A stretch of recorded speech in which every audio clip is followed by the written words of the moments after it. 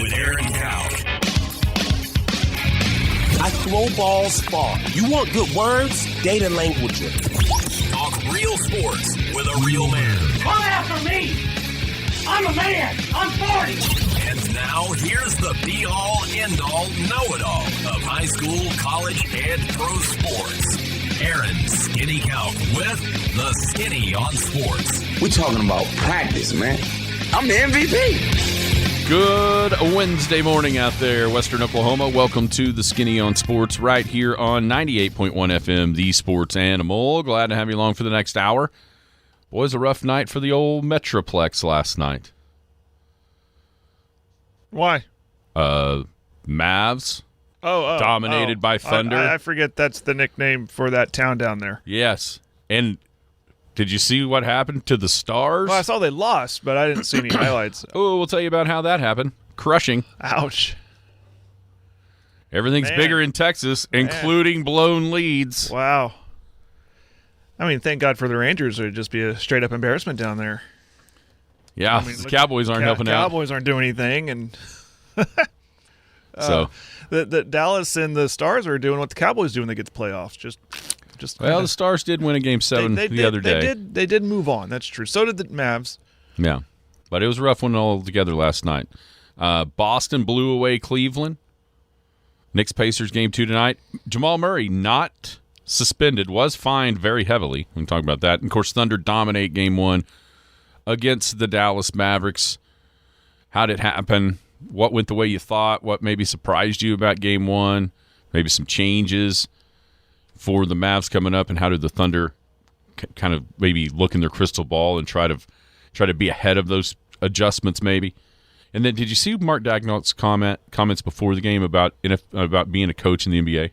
No, I did not. So it was very fascinating. Let me talk about that. High school sports, 4A boys golf state tournament wrapped up yesterday at Shangri-La. We got those results. A thriller at the Tornado Bowl last night. In 4A boys semifinal soccer, did Clinton make it into their fourth straight state title match? Then also Southwestern women's golf team in a great position going into the final round of the Central Regional to qualify for the national tournament. So we got all kinds of stuff going on locally, statewide, nationwide, internationally. We got it all. 225-9698 is the phone or the text line. That is 225-9698. Give us a call, shoot us a text. We can talk about any of those things or whatever else might be on your mind. Feel free to chime right in at 225-9698. If you're going to be outside of our listening area and you want to stay in touch with the show, it's easy to do. You can either log on to kadsam.com or you can download the app. The Paragon app is free, Paragon Communications. It's got all radio stations. It's got the Penny News in there in the app. Brand new edition of that Penny News hit the website last night at midnight. So check out the deals, thepennynews.com online. And, of course, Big Elk and Paragon TV. Big Elk TV rolling up to Noble. Class 4A boys, or Class 4A baseball state tournament, 4 o'clock tomorrow, the Big Elks and Chickasha. They are boys, though. You're not wrong with Well, come on now. So we got that 4 o'clock tomorrow is the scheduled start time. As always, when we get into these tournaments, there's chances that it can be a little bit later. And so how do you find the time? Because before we go on the air, we'll know an official start time, right? That's just the way this happens. It happens every year. So if it appears like the game isn't happening and we're not streaming, check the Big Elk TV Facebook page, and it will tell you. I wonder if we could make a graphic for Big Elk TV to stream and just say, like, 4:30. You know what I'm saying? If it's different. Maybe that could be a good way to do it, too. It can be done. It can be just done. To kind of. It could be in place of, like, the picture that's there before you click play. Yeah. You can replace that. Maybe I believe you can. Okay. Maybe that's something we could do. Just in the event. I mean, that's one thing if it's going to be like 10 after 4. Yeah. We'll already be on the air and it'll be fine. But if it's going to be one of those a little later, 30 or 45-minute delays, maybe we could do that. But we will definitely put it on the Big Elk TV Facebook page tomorrow. let you know when the official start time is, if it looks like it might be a little bit later than what the schedule has at that 4 o'clock start. Also, Skinny on Sports podcast. If you miss our show entirely, you can go back and listen each and every day. You can find that everywhere where podcasts are available. Well, Jared, did you get any softball in last night? Oh, yeah. Oh, I had a late one. I had that. It was crazy. Our schedule was 5:30 and then 9:15. Yeah, it seems like there's one or two of those a summer. Yeah. So, fortunately, I work right down the road from the complex, so we grabbed dinner and came back to my office and just relaxed and actually got some work done. And then went back for that 9:15 game. Yeah, so it was a little late night. I saw maybe the last quarter of the Thunder game when I got home. No. Yeah. That was a good quarter to see. It was. I was following it closely, and then when I got home, but basically when I turned the TV on, they were starting to make that run and pull away. Yeah. Yeah, they look good. Very good. I did a little golfing last night. Pretty night for it. It was a pretty night. Just breezy. a little breeze, but it was a fun carryover. Nobody won. I think our team tied for the lead, or maybe beat everybody by one, but you got to win by 2 early on to kind of build the suspense, build the pot. Okay. So I played terrible. So who carried you? Roy Garrison. Okay. Give it up to Scotty G's brother, Roy. Birdied 2 holes by himself, one of which was par 3, number 7, and he was closest to the hole. First shot. Oh, wow. First shot hit, and it stood up the entirety of the evening. Very of course, good. he hit it to about 3 feet. So hard to beat that. Yeah, it unless was. You're putting it in, yeah. It was. So me and happy birthday, one of our other teammates, Brandon Embry. Happy birthday to Brandon. It's his birthday today. Saw that. Double A, Andrew Albert, Jason Red. We hear his voice sometimes on the air. All birthdays today? No, they were just on our team. Oh, I thought, well, there was 5 of us. Gotcha. We Okay. played well, just not quite well enough to beat everybody by 2. But it was it was a nice evening, just a tick breezy, but it was still very comfortable outside. Yeah. Last night to be out there. All right, speaking of golf, Class 4A boys state golf tournament wrapped up yesterday over in northeastern Oklahoma at Shangri-La. Sean has glowing reports of that place as he comes back, which I think anybody that goes there has pretty well glowing reports of that place when they come back. Absolutely. When the dust settled, for the first time since 2013, the 4A boys state golf champion is a public school. Well, bravo. The last time that was happened in 2013, Ada was the 4A boys state golf champion. Yesterday, Plainview wins. It really interesting how it all works, right? Because just a week ago today, the regional tournament was here at Elk City Golf and Country Club, and Plainview squeaked by the hair of their chinny chin just to get into the state tournament. I think they were 3 shots out of 4th. They clear of 4th. So, I mean, they were right on the edge of not even making it in to the state tournament. Wow. Then they turn around. I think they've been kind of the number 1 team all year. Their coach he coached at Ardmore when I was in high school. He said basically it's the first time they'd played in bad weather. I mean, it was windy and rainy, last Wednesday here, and it affected them big time, and they did not handle it very well. But they turn around, played like the team that they have been all year long, and they win, shooting .901 for 3 rounds, defeating the defending champion, Oklahoma Christian Schools, end up second at .915, 14 shots back of Plainview. Crossings Christian was shot back from there in third at .916. Jace Cheney is the individual medalist from Plainview. He whipped the field by 7 shots. 3 rounds, he was 4 under par at .212. The next closest was Jackson Magnus of Crossings. He shot +3. He was one of the kids that was in the playoff here for the regional title a week ago. As I mentioned, first public school to win 4A in golf since Ada in 2013. Down the leaderboard a little bit, Woodward, the Boomers were 6th, shooting .948. And then bringing up the rear were the Elks, 11th at .980, and then Weatherford was 12th at .990. Individually for the Elks, Tristan Dunn had the best finish, .234 total for 3 days. That was 22nd. Braden Duncan, I'm sure he's disappointed after the way he'd played all year, and especially at the regional a week ago. 245 three-day total for Braden. Finishes 46th. Cayston, Ferris, 247 in 49th. And Blake Red, 255. He finished 61st. Keaton Twyman, 266. Finished 68th. Cayston, Ferris, Blake Red, both seniors. And so the Elks will have to replace two guys in the fold for next year. I know they got some young ones coming up that are 8th graders, some kids that are 7th graders that are a year away from really starting to make an impact on Elk City boys golf. But a rough go, no doubt about it, to finish 11th out of 12th. But still got themselves into a position to make the state tournament on a rough day here a week ago. And another interesting side note, this was only the second time in those 11 years since Ada won the title, only the second time that Elk City has been beaten by a public school at the 4A boys state golf tournament. And they have 0 titles to show for it. Wow.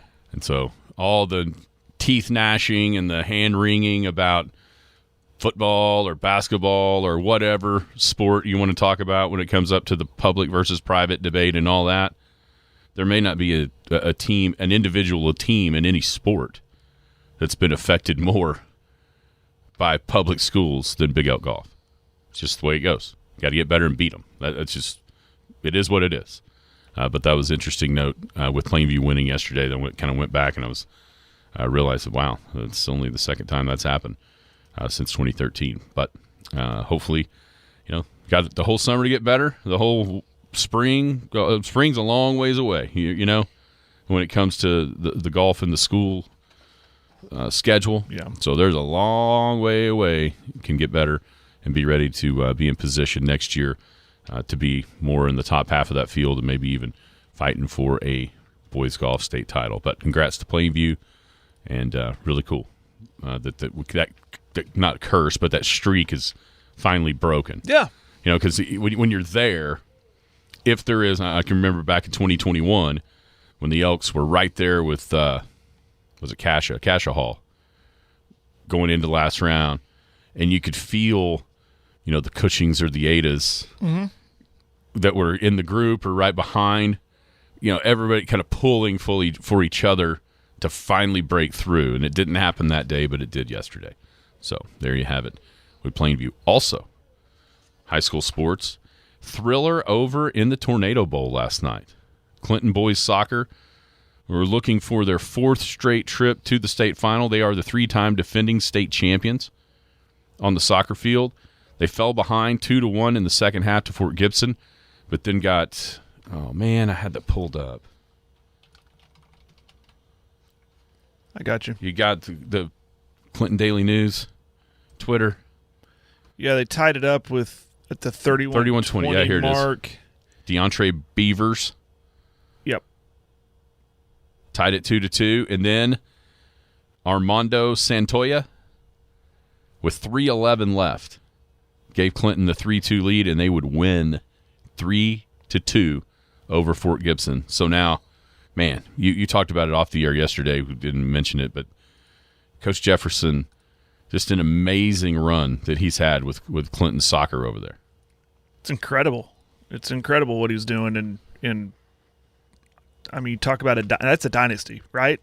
You win 3 in a row. You're playing for 4, so no matter what, you're bringing home hardware to an already packed trophy case, and I don't think he's done. They got a machine rolling over there. So they get Heritage Hall. Speaking of public versus private, I'm sure a lot of people publicly will be rooting for the Red Tornadoes against Heritage Hall. Was that Friday? May 10th. That's Friday. Friday at 5.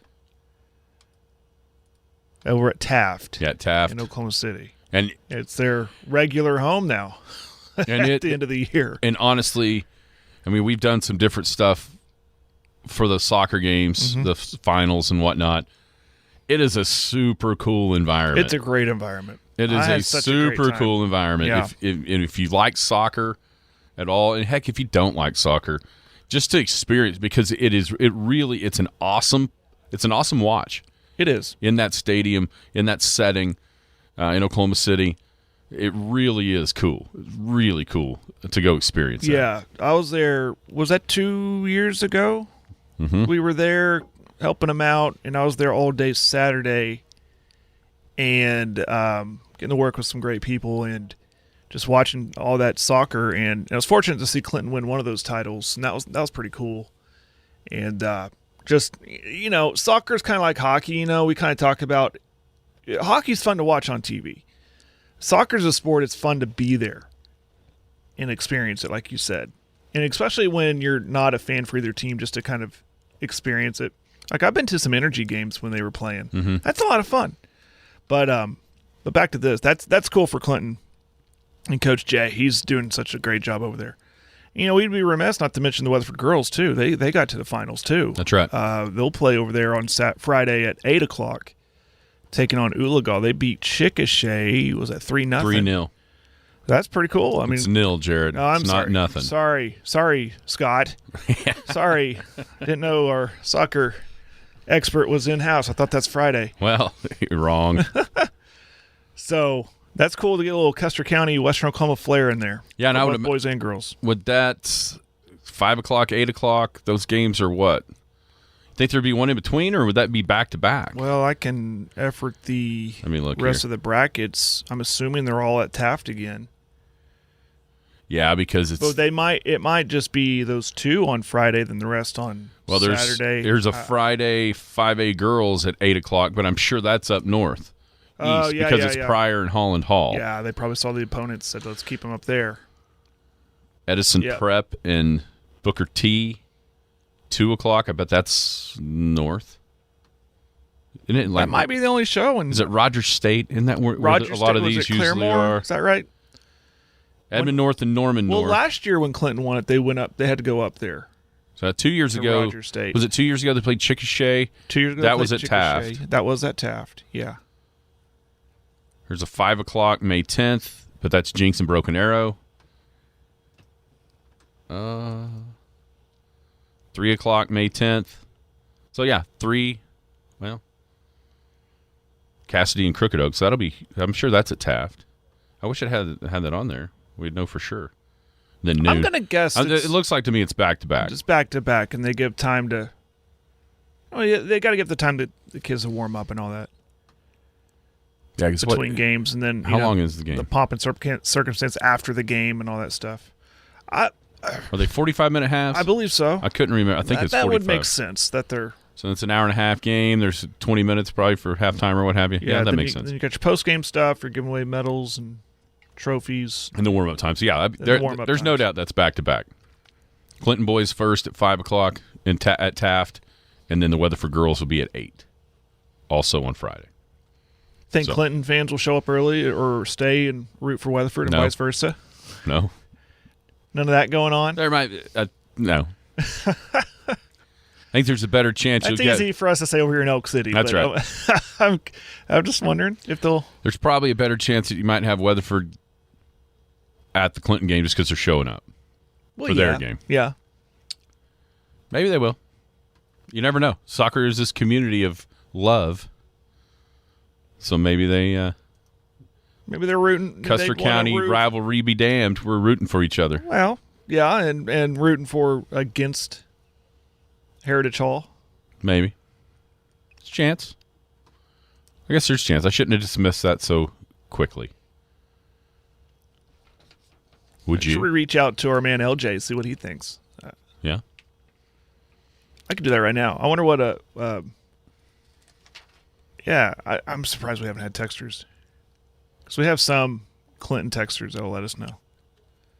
Would I? Yeah. I don't think I'd have a problem with it. You'd stay. Oh, would I stay? Yeah. Maybe for like a half. That's a no. Southwest, speaking of Weatherford, Southwestern women's golf team in a great position to qualify for the national tournament going into today's final round of the Central Regional. That's held at Hillcrest Country Club in Bartlesville. I know there was a massive delay yesterday. Tee times were scheduled for 10 a.m., and they pushed it back to a shotgun start at 2 o'clock because of debris and damage from the tornado on Tuesday night. Oh, wow. So there's limbs everywhere. Maybe a couple of trees were down. Things flung onto the golf course as debris, so they had to get all that cleaned up. They did get round 2 in the books yesterday, and the Southwestern Oklahoma State University Lady Dogs are leading the golf tournament through 2 rounds plus 22. They've shot 298 and 300 in their first 2 in their rounds. That's the best round each day, which, I mean, obviously they're ahead, but sometimes it's not, you don't always have the best of both rounds. They have so far, 298 and 300. They're 4 ahead of Henderson State. They are 13 ahead of third-place Rogers State. Most importantly, they're 21 shots ahead of fourth-place Central Missouri. Why is that most important? The top 3 go. The top 3 teams qualify for nationals. So, Lady Dogs head into today's final round 21 ahead of 4th. Sure, you'd like to win. I get it. But the main objective is to make it into the national tournament, and Southwestern is in a great, great, great position to do that with a big, giant lead over 4th place Central Missouri. Individually, Rebecca Lau is tied for 2nd overall with the rounds of 72, which is even par, and then 74 yesterday, plus 2 total through 2 rounds. She's tied 2nd. And then Cordell's Megan Brown is tied 11th. She shot even par 72 in round 1. Had a couple of bad holes, a double and a quad yesterday that really ballooned her score up to 80 plus 8. So she's tied 11th still, even though that round yesterday didn't go quite how she wanted to. But yeah, the Lady Dogs in great, great position to move on to the national tournament if they can just, it's one of those, probably a hard round to play today, with that thought in your mind of don't blow it. I mean, yeah, but if they just do what they've been doing throughout the first 2 days, Lady Dogs should cruise into the national tournament next week. Or I assume next week. I'll have to look up the schedule. But good stuff so far for Southwestern there on the golf course. Hanging out here on a Wednesday. Focus our attention now to last night's Western Conference semifinals game 1 inside the Paycom Center down in downtown Oklahoma City. The Oklahoma City Thunder defeat the Dallas Mavericks 117-95. Game was tied at 23 at half. The Thunder led by 9 at halftime, 10 going into the fourth quarter, then outscored Dallas 28-16 in that deciding fourth quarter to win by 22 points at 117-95. Looking at just kind of the overall stats, Shai Gilgeous-Alexander, not the greatest of shooting nights at 8 of 19, made 2 of his 4 threes. He scored 29 points, grabbed 9 rebounds, dished out 9 assists. Jalen Williams didn't make a basket until the third quarter. He ends up with 18 points, as we've seen a lot this year when it came to the start of the fourth quarter where the Thunder really kind of made their run. It was J-Dub with 8 in a row being a huge part of that. Chet, I thought, was really good all night long. 2 of 5 from 3, 8 of 16 from the field, a couple of huge dunks, including one that really got the crowd rolling there in the third quarter. 19 points, 7 assists, blocked 3 shots. And then the bench, you had Jalen Williams, Arkansas Williams. I thought he was huge early on when the Thunder were having trouble. He came off the bench, scored 11 points in 17 minutes, also grabbed 9 rebounds. And then Aaron Wiggins. Aaron Wiggins is a fan favorite for a reason. He scored 16 off the bench, 3 of 4 from 3, a couple early. It really felt like him and Jay Will were the guys that kind of spurred the thing along early on when the Thunder were having a little bit of trouble, and then the Stars starred, and next thing you know, Oklahoma City blows out Dallas 117-95. How'd they do it? Athleticism. A big part of it. I know there's going to be that injected excuse of Luka's knee not keeping him 100%. He was held to 19, which is low for him. Percentage shooting-wise was not down to. And I liked his answer when he was asked about that, and he said he basically said no excuses. We lost. We got to do better. I got to do better.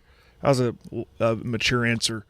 But overall, I think athleticism, from what I saw highlights this morning, but from the quarter I saw, they just athleted Dallas, I felt like, from what I saw.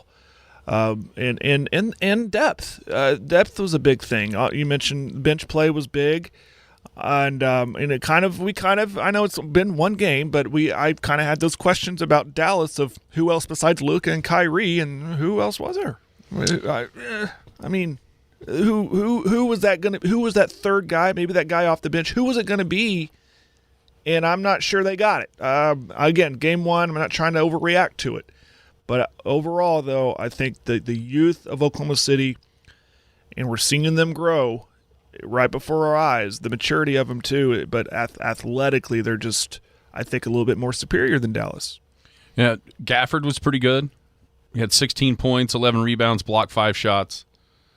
P.J. Washington, golly, he scored 10. It's just kind of a really quiet 10. I thought Josh Green, early on, he made a couple of threes. I've had my eye on him. Off the bench. Yeah.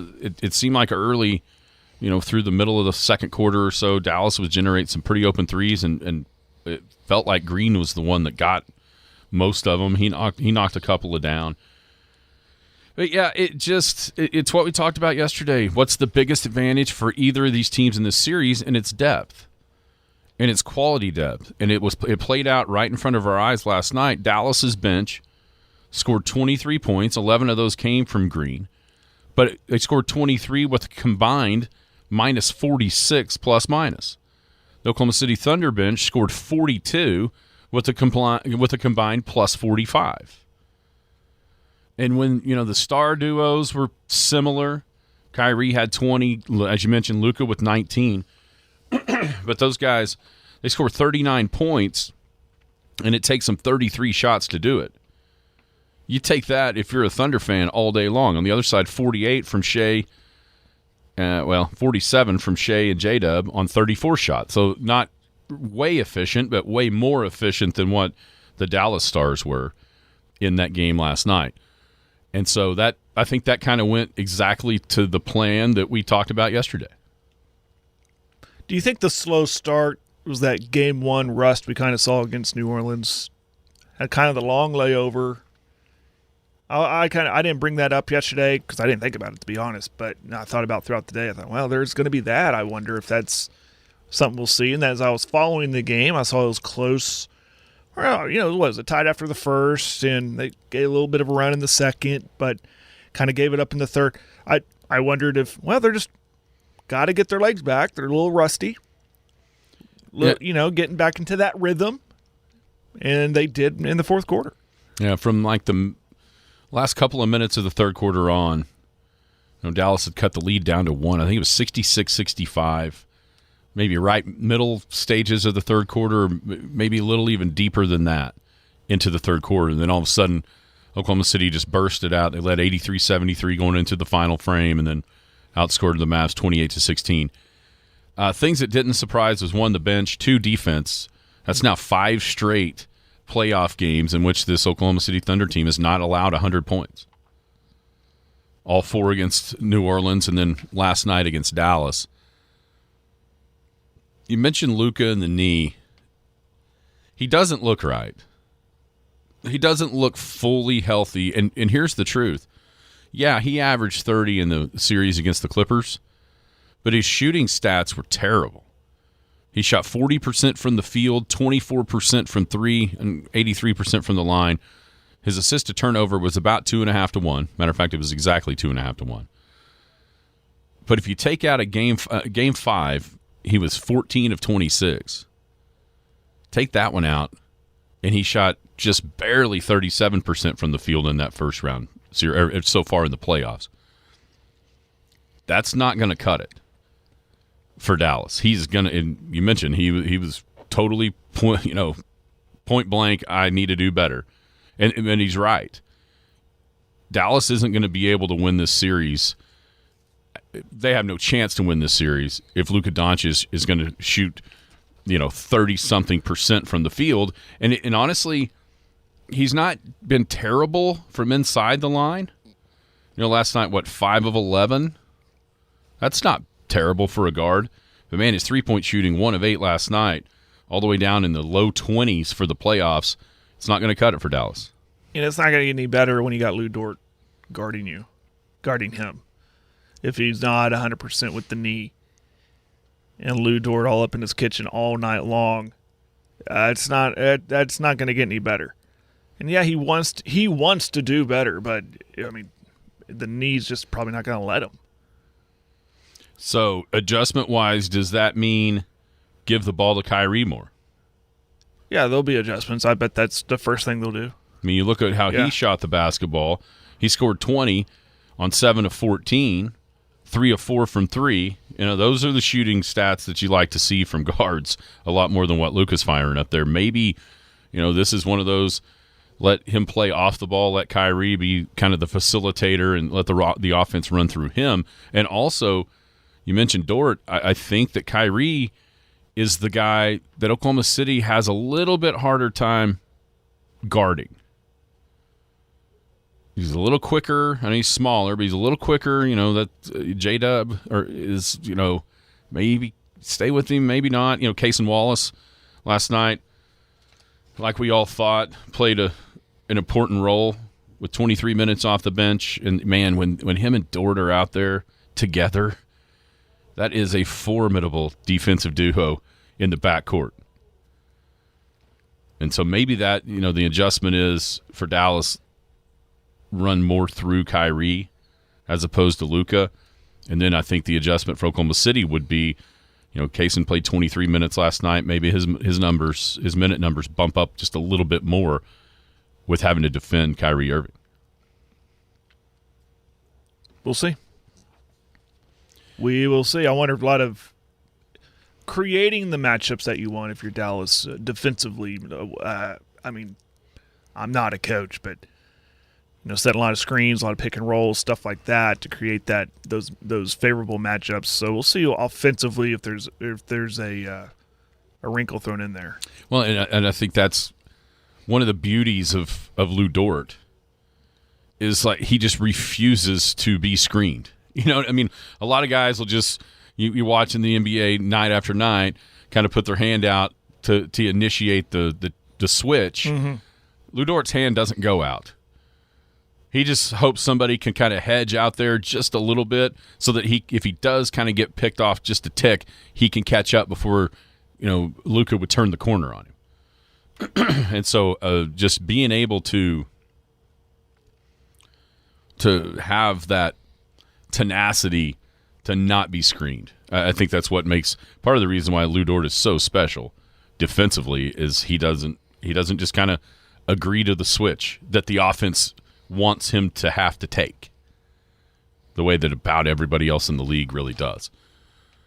Did you see Dagnall's comments? I thought it was fascinating before the game. He was asked about just being an NBA coach and, you know, how important is a coach and this and that. And he basically said everyone wants to just think that each job, like they've got every job is apples to apples. And he said that could not be further away from the truth. He said every single job in the NBA is completely different. From how your front office operates to the players that are there to even the staffs that are, you know, all the way around to assistant coaches and all of it. Those jobs are all independent, 32 different jobs from one another, even though they're all in the same league and doing the same thing. It's just all completely different. And I thought that was a fascinating way to answer that because, you know, we always hear the culture the Thunder create. And we think of that as just the players on the court, right? And how they kind of have that, you know, this group obviously has a chemistry and a connection, and how much of that is Presti looking into by bringing these certain guys in and all that. But we never really think about it from the coach's standpoint about not him creating the culture for the team, but the front office creating the culture for him. Yeah. And how much easier that could make his job than a lot of other places. Absolutely. The dynamics of players and looking at it's almost in a weird way, it's probably, I wonder if that's where Sam starts when he's looking for guys. Does he fit into that culture you speak of, and does it fit in for the coach that I got? I remember when Dagnall was hired, I said, who? Oh, yeah. You know, who's this guy? He was an assistant. He was an analyst. What is this guy? Well, it's clear, I think, that Sam hired him because he knew this is the guy that I'm going to build this culture around, and I know what type of player he's going to be able to coach, and we have the same philosophy. Yeah, it's top to bottom when you speak of culture. It's not just the five that are on the floor. I think I'll go even further. I think it goes from the people taking the tickets at the door, popping your popcorn, coaching the team. It's all a culture thing. And, it's not just the Thunder. We mentioned Miami has a good culture. They have a culture of winning, and sometimes we write them off, and then there they are. I know they got beat out in the first round, but after they won that game against Boston, like, well, are we shocked? They keep showing up here, and they keep finding ways to have an impact in the playoffs, and that's the culture that they've created. I think it was there before LeBron got there. Clearly, when Shaq was there, win that title.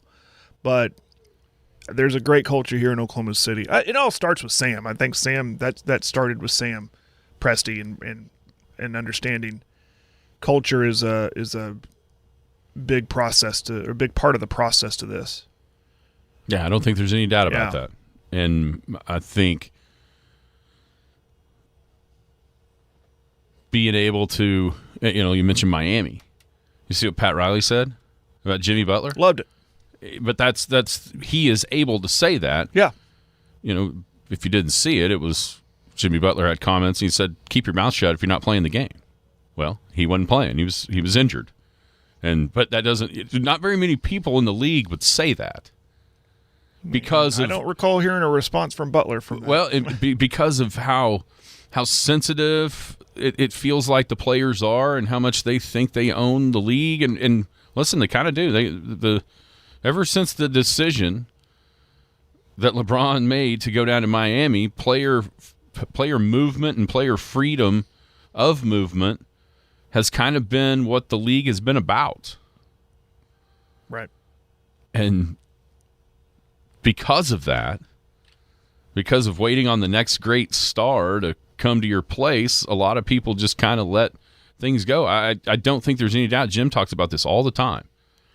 I don't think there's any doubt that the Thunder have learned from mistakes made in the first go-around with that first team. One from a team-building standpoint, and I think another, there was such a fear of what's next or what can happen, and are the Thunder even going to stay here when Durant left? And so they turned the franchise over to Russ, and he kind of held it hostage in a lot of ways. Now, there was a lot of great about Russell Westbrook, don't get me wrong. But I think as far as this conversation goes, he was above the law.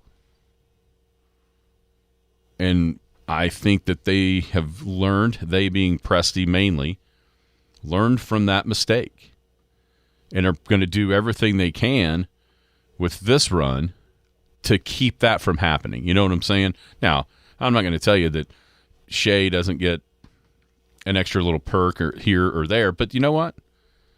The truth of it is, if you have the right guys and the makeup mentally and personality-wise of certain guys is what you want and what you're creating, then that isn't even really a request.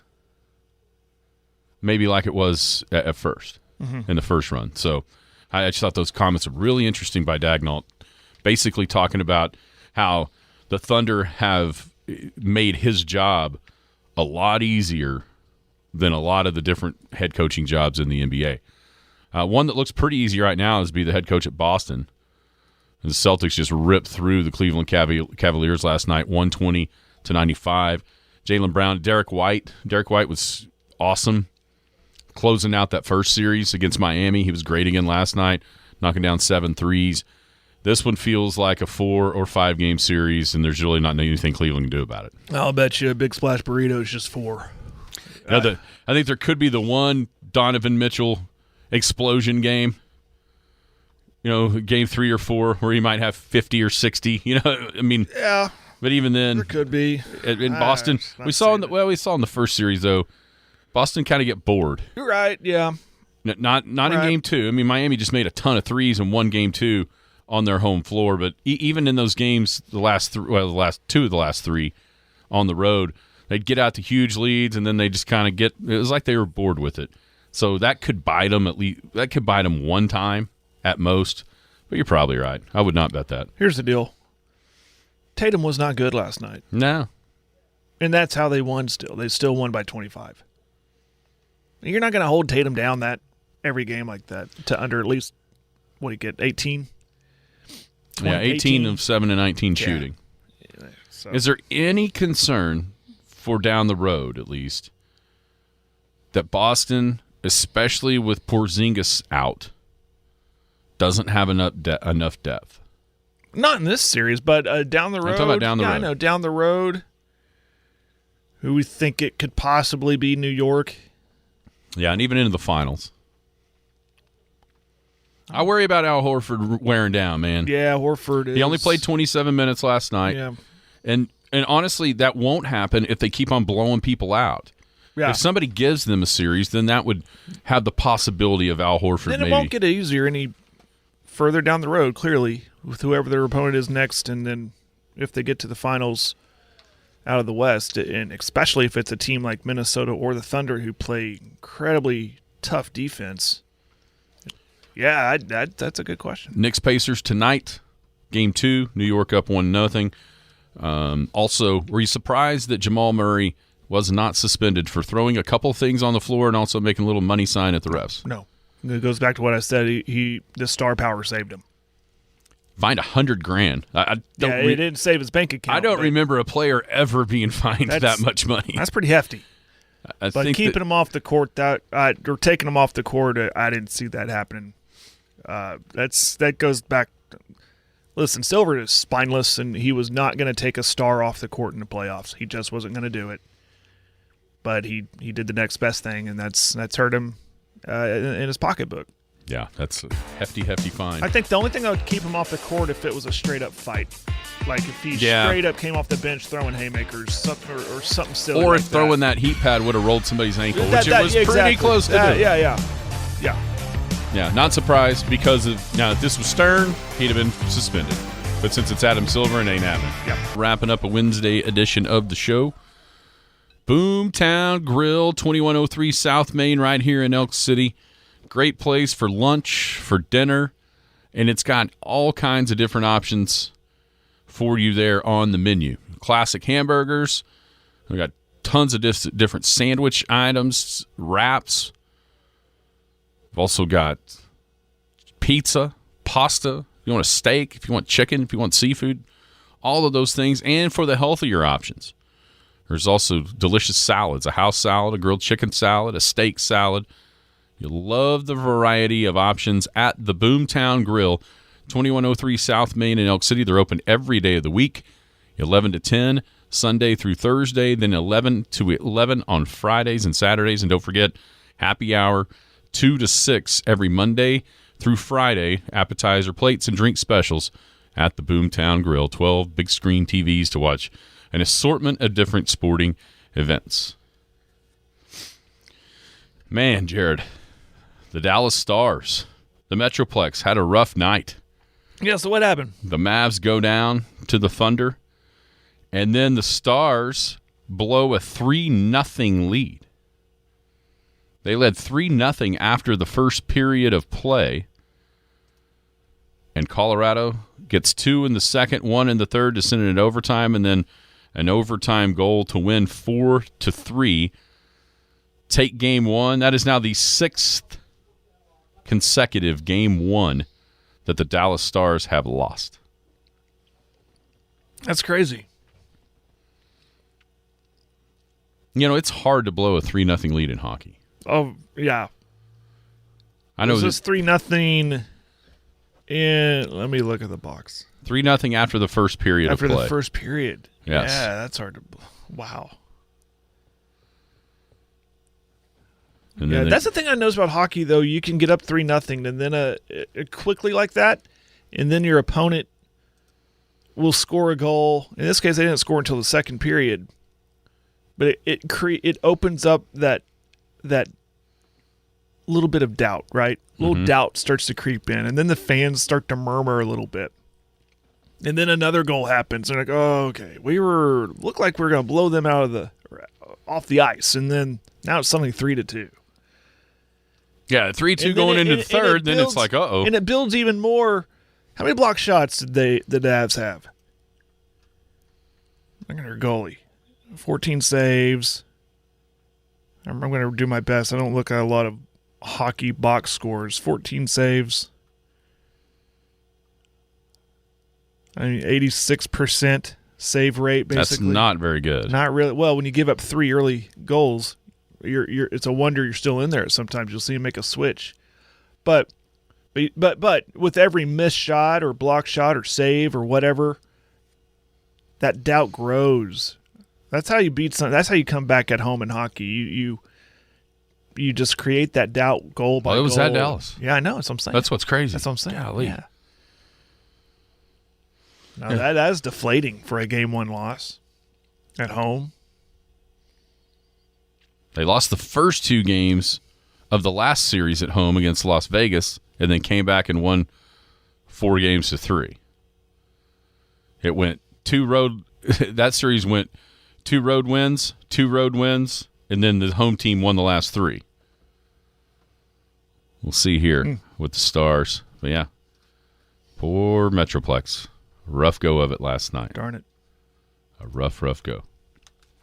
Anything else on your mind? Let me think. No, I mean, I'm all ready for baseball tomorrow. Baseball tomorrow, 4 o'clock. Tomorrow, and start that trek, and then see what happens Friday, and hopefully Saturday. And I mean, it's all like right now is this baseball series or the state tournament and the Oklahoma City Thunder. I remember the story now. There's an article on ESPN's website about this. Wayne Shelton, does that name ring a bell? No, Wayne Shelton. Wayne Shelton is the guy that bet on the Texas Rangers to win the World Series, right? The Kansas City Chiefs to win the Super Bowl, and the Oklahoma City Thunder to win the NBA title. It's like the 3-game parlay or a 3 parlay or a parlay on $100, right? $100 ticket to win $1.7 million. I saw that pop up on my phone. He was at the game last night. Is he from Oklahoma City? No. Real estate appraisal business in Phoenix. Oh, of all places. That's Ask weird. how he felt. Nervous as hell. He went to the game. He came out to Oklahoma City. He was there last night. Need to bring the juju, bring the mojo, bring the positive energy. Yeah, May 1st, 2023 is when he made the bet. That's crazy. 22-1 odds on the Rangers, 6-1 on Kansas City, and at that time it was 70-1 for the Thunder. See, I can see making the bet obviously for the Chiefs, but I'd like to know what did you see about the Rangers? What are you seeing back then about the Thunder? We'll talk about it. We'll read the this odds, article. That's all it was the odds. Maybe the odds. We'll see what he says. It's a big old long article here. We can read it, talk about it tomorrow. Yeah, I love it. I need to read that and bring it to air tomorrow. Absolutely. Everybody have a great Wednesday. We'll be back tomorrow. Skinny on Sports, right here on the Sports Animal. You've been listening to the Skinny on Sports podcast with Aaron Cow. Be sure to hit that subscribe button to get alerts of when the latest podcast is available. Thanks for listening.